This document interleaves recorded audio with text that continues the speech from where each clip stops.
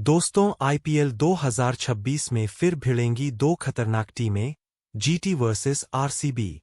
क्या इस बार विराट की टीम लेगी बदला?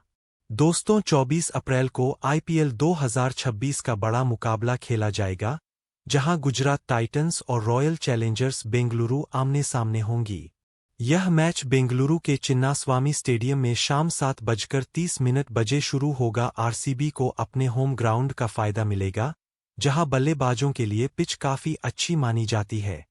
तो वहीं जीटी की टीम अपनी बैलेस्ट स्क्वाड के साथ मैदान में उतरेगी, जिसमें मजबूत गेंदबाजी और शानदार फिनिशर्स मौजूद है।